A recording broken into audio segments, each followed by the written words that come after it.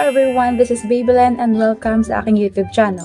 Yes, today nga po ay pag-uusapan na naman po natin kung ano nga ba ang mga dapat at hindi dapat gamitin panghugas sa private part ng babae. But before that, sa mga hindi pa po nakakapag-subscribe at gusto nyo po ang mga ganitong klaseng content, pwede nyo po akong i-subscribe at i-click ang bell button for more videos pa po na ating pagsasamahan. Marami ng mga kababaihan ngayon ang nako-confuse kung ano nga ba ang dapat gamiting panghugas or ang pwedeng panghugas na hindi nagkakos ng masasamang amoy or anything na hindi maganda sa ari nila. Dahil nga kadalasan kapag ikaw ay pumupunta sa grocery store ay nakakakita ka ng mga bar soaps, feminine wash, or either kahit ano pang binibili mo. Maaaring herbal or kahit anong choice mo. Pero ang tanong, safe nga bang gamitin ang mga yan sa iyong private part? Kaya sa video ito ay malalaman natin kung ano nga ba ang mga dapat at hindi dapat nating gamitin para hindi ma-irritate at ma-infect ang inyong vagina.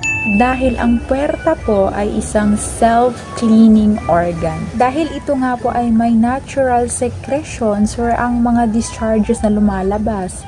Ito nga po ay tumutulong para labanan ang mga dead cells at ang bacteria na hindi pumasok sa loob at ma-infection. Ang mga secretions ng ito ay isang likido na nagmula sa cervix wall or sa vaginal wall na nagtataglay ng good bacteria para mabalanse ang pH ng inyong puwerta.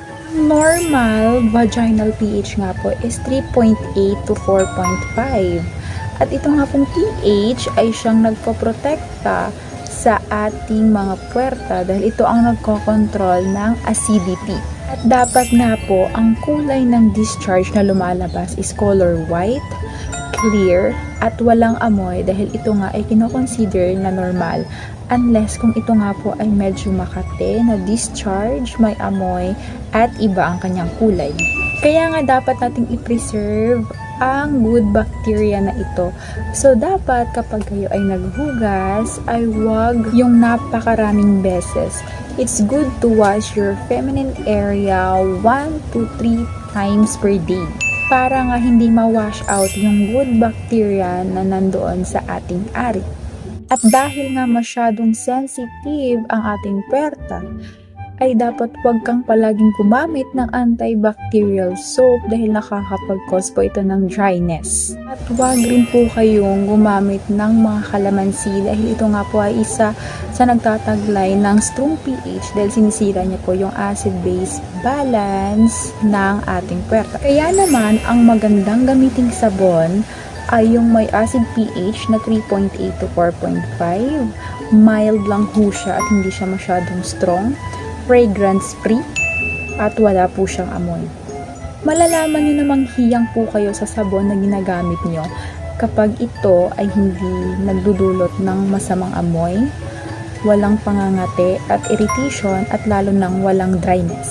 Pero kapag feeling nyo ay masyadong sensitive ang inyong ari or madalas kayong nagkakaroon ng infection, ay pwede po talaga kayong magpa-check up sa mga OB ninyo at mag-seek nga ng medical advice para nga ma-address ang inyong mga problems.